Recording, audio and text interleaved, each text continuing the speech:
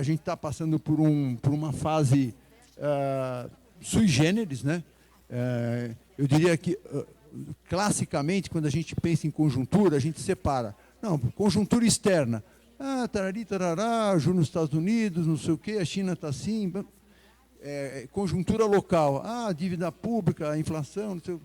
Hoje, a gente tem uma espécie de mistura da conjuntura externa com a conjuntura interna. Nós temos praticamente uma conjuntura, porque o Brasil meio que virou, vamos dizer assim, um player, né, da própria conjuntura externa a partir de tudo que está acontecendo, principalmente pela política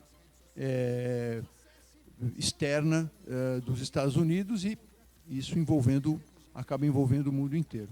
A gente vê Estados Unidos com juros nas alturas, né?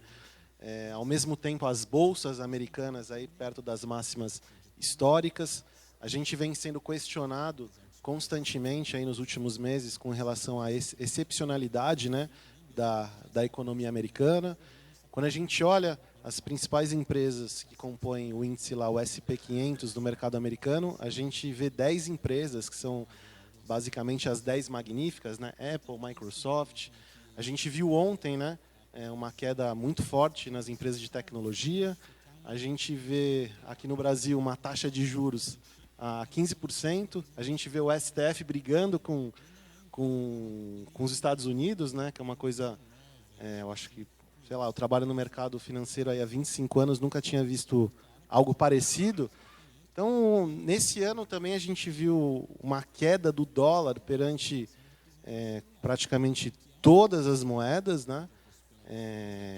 O Brasil, o real, ele se valorizou não porque a gente fez um bom trabalho, pelo contrário, quando a gente olha a trajetória da nossa dívida pública é explosiva, né? Então a gente não sabe como vamos fechar o caixa em 2027. Então, pela primeira vez, a gente vai ver o último ano de governo já com as contas no limite, né? Então, o governo já gastou muito no começo do mandato, e como é que vai ser no final, né? Então, é uma série de incertezas, né, que fazem com que a gente seja realmente super pé no chão na hora de pensar em alocação de investimentos.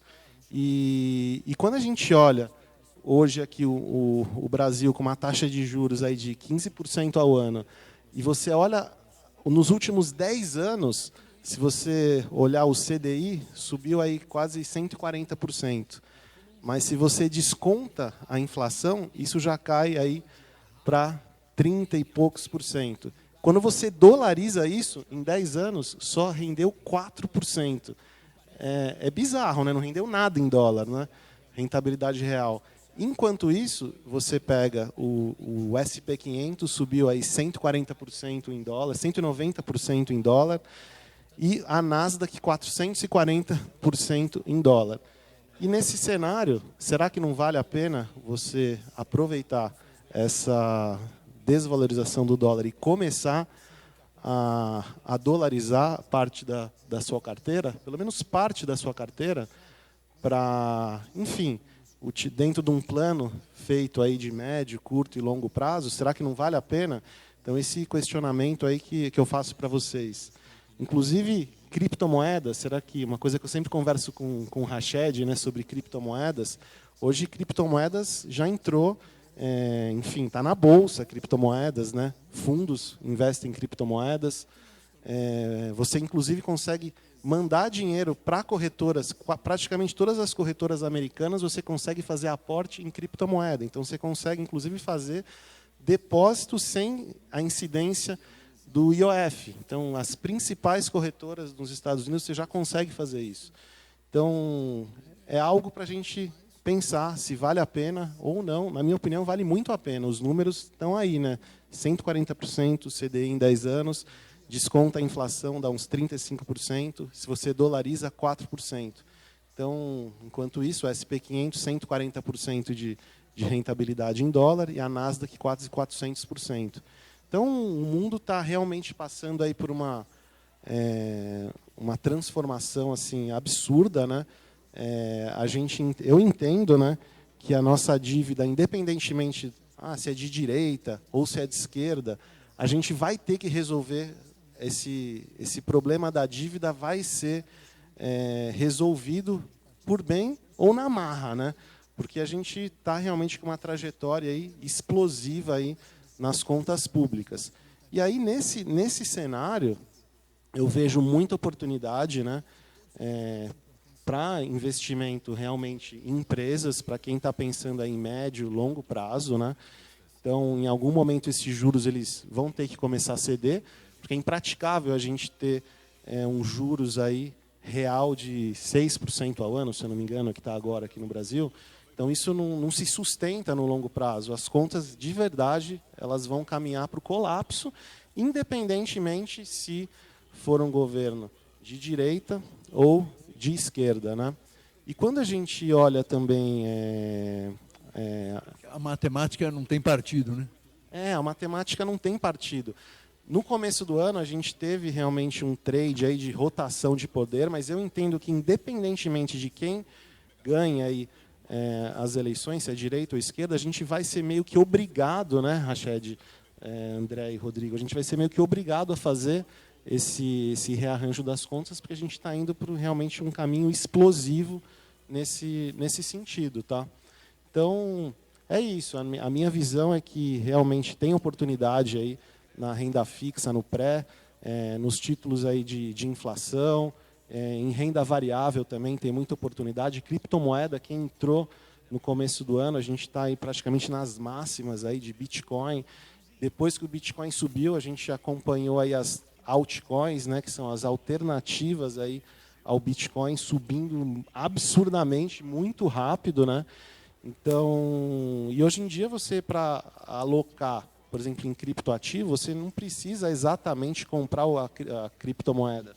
Você pode surfar tendências aí em criptoativos através dos ETFs negociados tanto aqui no mercado brasileiro quanto no mercado americano. Então você tem várias alternativas para investir em criptoativos sem precisar ser o detentor do criptoativo ou abrir conta numa corretora de criptomoedas, né? Porque quando você faz um investimento em cripto, você pode fazer a autocustódia, né, daquelas criptomoedas, que aí tem o seu risco, né, de invasão ou de você perder as chaves, né, de acesso aos seus ativos, ou você pode investir através de uma corretora, mas a gente viu vários casos de corretoras de criptomoedas gigantescas quebrarem, né? Então, hoje você consegue atingir essa classe de ativo de uma maneira muito mais fácil na bolsa, no mercado regulado, através de criptoativos. E agora até os fundos de pensão vão poder entrar nessa classe de ativo, né? Então, assim, os bancos centrais, né? Estão falando os bancos também, centrais, né? Exato. A gente tem até a iniciativa aqui do Brasil, do Drex, né? Bem que quando a gente... se a gente pensar no Drex, ele vai meio que contra todo o conceito, né, de criptoativo de não ser regulado, né? O Drex vai ser 100% regulado pelo Banco Central, né? Então é isso, pessoal. O cenário brasileiro, eu vejo que ele é super complexo e o principal ponto, o nosso calcanhar de Aquiles de verdade é o fiscal. Tem gente falando que o nosso único problema é o fiscal.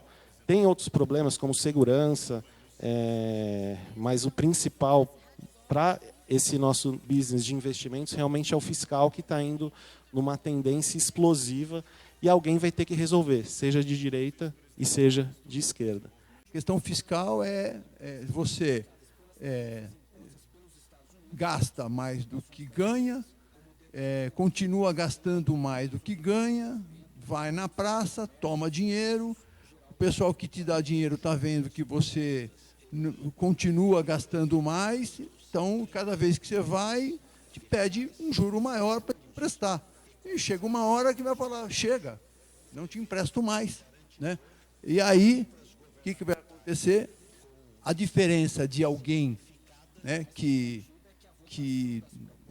o simples mortal, né, que mora numa casa e ele não pode fazer outra coisa senão chorar, dizer que não vai pagar.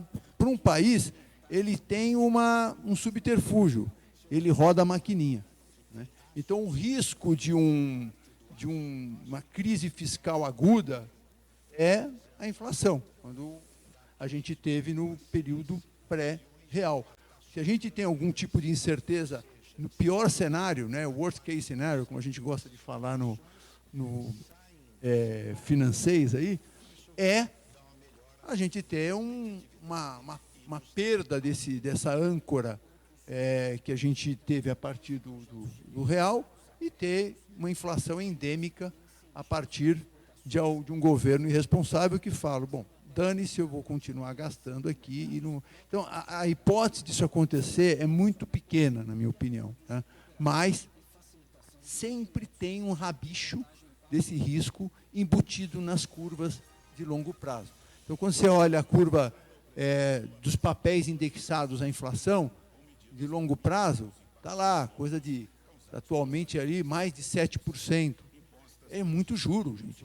É muito juro. E não é ninguém, não tem país que consegue se desenvolver com juro de longo prazo nesse patamar. Então, enquanto essa questão fiscal não ficar clara, que é um compromisso do cara que está gastando muito, gastar menos, né, de forma sistemática, né, enquanto não tiver essa sinalização, seja de esquerda, seja de direita, dificilmente esse juro vai cair a patamares, vamos dizer assim, civilizados, né? Então, por isso, quando a gente traduz isso em estratégia de investimento, é renda fixa ainda por um bom tempo. Pois é, mas a gente está financiando o governo, que a gente fala mal de um lado e a gente está financiando ele, a gente está rolando ele todo dia.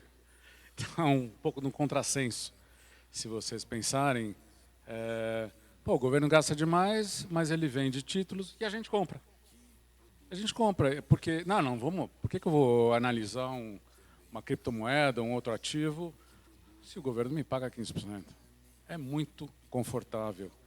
E nós, brasileiros, com todo o respeito, somos acomodados desse lado. E a vivência de mercado é que a gente é acomodado, infelizmente. E a gente é muito reativo também.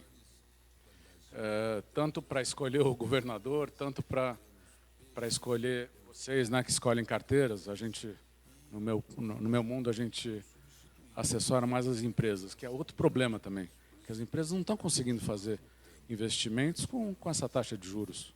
Não dá retorno. O país trava, as empresas travam. Aí, o que está interessante para uma empresa hoje? Se ela quer crescer, é comprar o competidor, que não fez um bom planejamento financeiro, se atrapalhou e está à beira da falência, está em RJ, etc. Aí cria uma oportunidade de crescimento para o competidor, que não estaria se a economia estivesse mais pujante, mais equilibrada. Então, não é legal isso, na minha opinião. Quer dizer, o número de RJ subiu tremendamente, de 23 para 24, mais de 60%. É muito. É muito. E esse ano eu não tenho os dados, mas não está indo bem pelo que eu enxergo. Então, estamos ficando mais pobres, sinto em dizer, para todos nós aqui. Então, realmente, a gente precisa procurar alternativas diferentes, criativas. O brasileiro é criativo. Quer dizer, nesse sentido, a gente faz milagre. Então, a gente brinca que o Brasil nunca chega no inferno, mas também nunca chega no céu.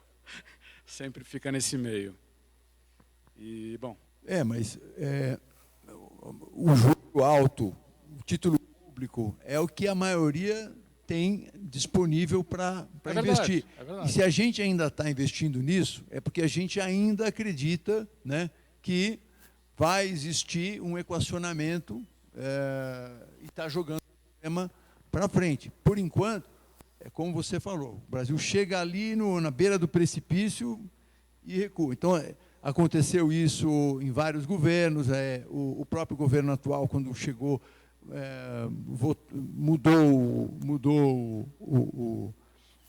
o aparato fiscal, né, o arcabouço fiscal, mas tem um arcabouço fiscal aí mais remendado do que cachorro atropelado, mas está aí, né, e ele não permite que a dívida pública, vamos dizer assim, saia exploda, vamos dizer assim. A gente está vendo uma trajetória ruim que não se sustenta, mas ainda a gente acha que, quando digo a gente, todos nós que compramos títulos públicos, a gente ainda acha que o governo terá capacidade de pagar no final no vencimento lá do título ou nos cupons, pagar ali o nosso tantinho, né?